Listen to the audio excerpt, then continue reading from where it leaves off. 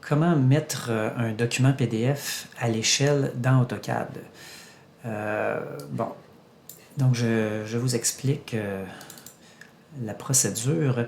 J'ai trouvé un plan sur AutoCAD. Admettons que je veux amener ce plan-là, je voudrais le reproduire dans AutoCAD, par exemple pour une analyse de précédent.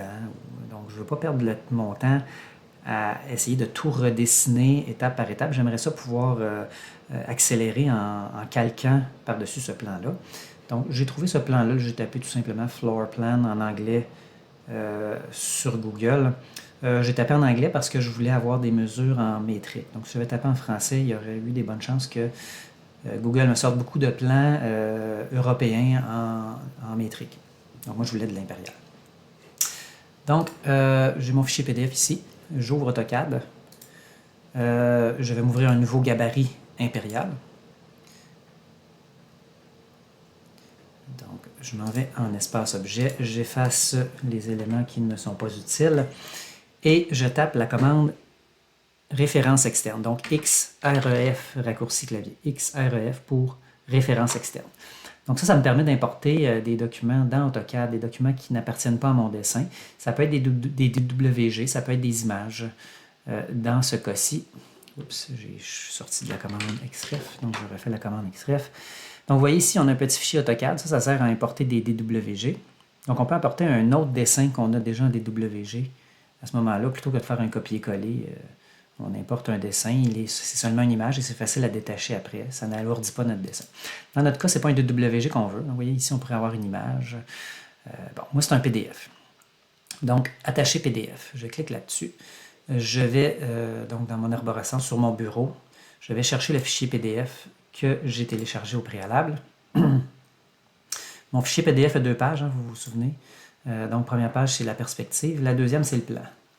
Donc, c'est la deuxième page que je veux, c'est celle avec le plan. Je vais sélectionner ici « Aucun chemin d'accès ». Point d'insertion spécifié à l'écran. L'échelle, c'est là l'ennui. Je ne connais pas le facteur d'échelle. Donc, si je connaissais le facteur d'échelle, je pourrais le mettre ici. Donc, le facteur pour avoir mon plan à l'échelle, mais je ne le connais pas. Donc, je vais juste faire OK. J'insère mon dessin. Et là, donc, vous voyez que le plan a été effectivement inséré dans mon fichier AutoCAD. Mais, bon, vous voyez ici, il y a une cote qui dit 58 pieds. Si je mesure cette cote-là, ça ne me donnera pas 58 pieds. Vous voyez, ça me donne 8 pouces et quart. Donc là, on a un problème. Il faut réussir à grossir ce plan-là pour que la cote ici corresponde, ou plutôt cette façade-là du bâtiment corresponde à 58 pieds, mais je ne connais pas ce facteur d'échelle. Donc, c'est là que la commande mise à l'échelle référence devient importante. Donc, je vais commencer par me tracer une ligne de 58 pieds qui correspond à la façade de mon bâtiment. Donc, vous voyez ici, là, sur le coin de mon mur extérieur ici, là, vous voyez qu'on n'est pas dans la précision infinie. Hein. C'est un PDF qu'on a mis dans AutoCAD et là, on est en train de zoomer. Donc, c'est une approximation. Ça va nous permettre de gagner du temps, mais c'est approximatif. Donc, j'y vais le plus précisément possible. Je clique sur le coin de mon mur extérieur en mode ortho et là, je vais cliquer, je déplace mon curseur vers la droite et je fais 58 pieds. Enter. Donc, ça, c'est 58 pieds. Donc, mon dessin, ma façade de bâtiment ici, la façade supérieure, devrait être à cette longueur-là, ce qui n'est vraiment pas le cas.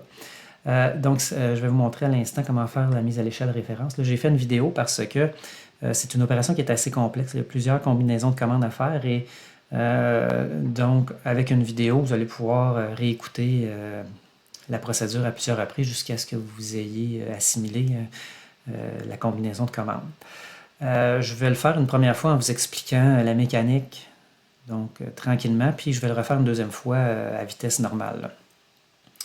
Bon, premièrement, je vous conseille de changer la couleur de votre ligne. Là, ici, vous voyez, le plan est en ligne blanche, puis ma ligne que je viens de tracer est blanche aussi. Donc, ça devient difficile de se retrouver. On va mettre une couleur différente. Donc, je force la couleur en jaune, c'est trop proche de blanc. Vert, ça me semble bien. Ça pourrait être rouge. Bon, rouge, tiens. Donc, je la mets en rouge. Donc, mise à l'échelle, c'est la commande échelle, comme on a apprise, comme on a déjà appris. EC pour échelle. Enter. Il faut toujours lire les questions qu'AutoCAD nous pose. Donc, sélectionner des objets. L'objet que je veux mettre à l'échelle, c'est mon dessin. Une fois que c'est fait, Enter. Spécifier le point de base. Donc, le point de base de ma mise à l'échelle, c'est le coin ici. Le début, l'extrémité droite de la ligne que je viens de tracer, ou le coin de jonction de mon mur. Donc, je clique ici, et là, vous voyez, la commande échelle est activée, mon dessin se met à l'échelle.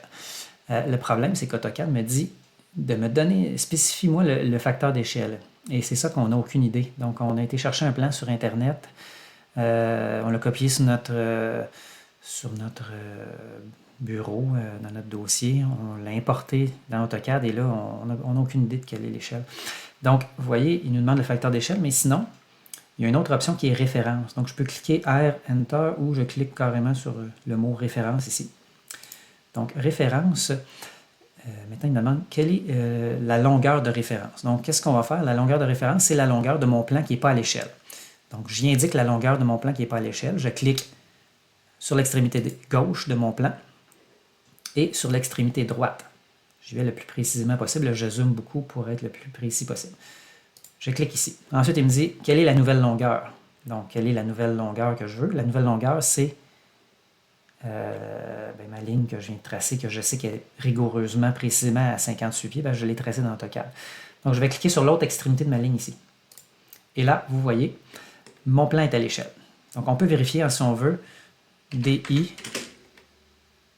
je mesure ici, et je mesure de l'autre côté de la cote 57, 11 et 3 quarts. Hein, c'est pas mal 58.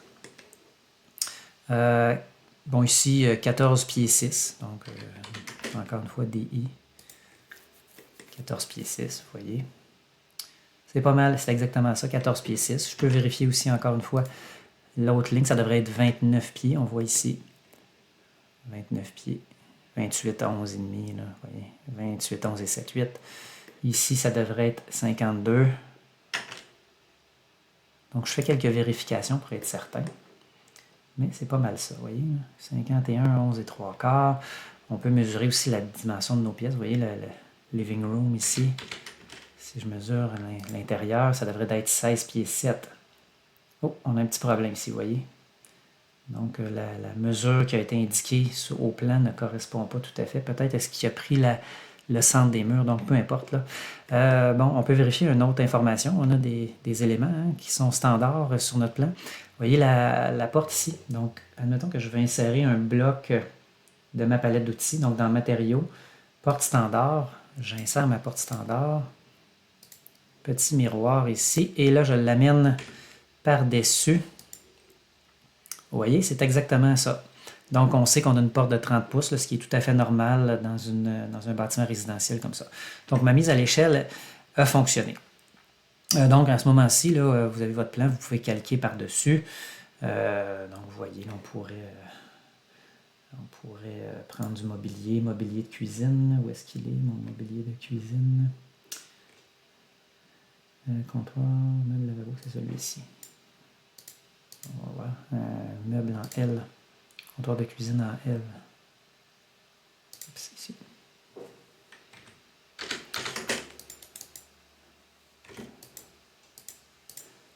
Vous voyez. Ça fonctionne quand même assez bien. Hein?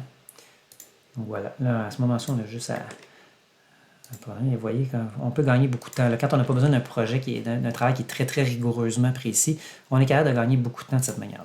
Donc, je vais refaire la mise à l'échelle à vitesse normale pour vous montrer comment faire cette mise à l'échelle. Donc, je vais tout supprimer ce que j'ai là. Je recommence.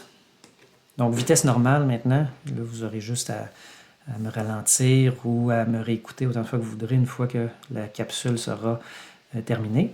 Donc, XREF.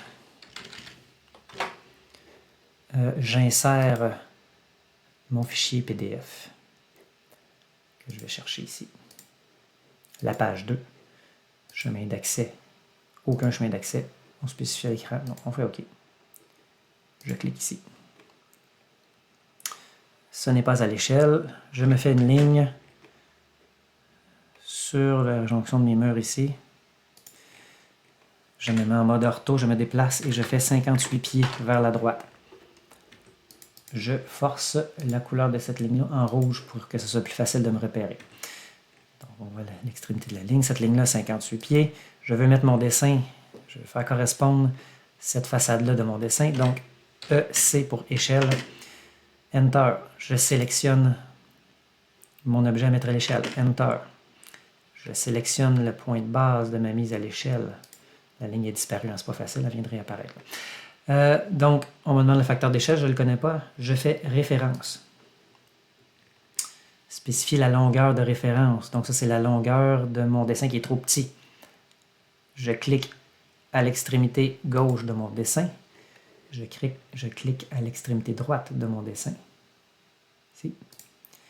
Et ensuite, spécifier la nouvelle longueur. La nouvelle longueur, je m'en vais directement à l'extrémité, 58 pieds plus loin vers la droite. Et donc, ça devrait fonctionner. Avant de commencer à dessiner, on valide quelques mesures sur notre dessin pour s'assurer que l'opération a bien réussi. Ça devrait donner 52 pieds ici. Vous voyez, 51, 11 et 3, 8, c'est pas mal ça. Donc voilà, vous savez maintenant comment mettre à l'échelle un dessin PDF dans AutoCAD.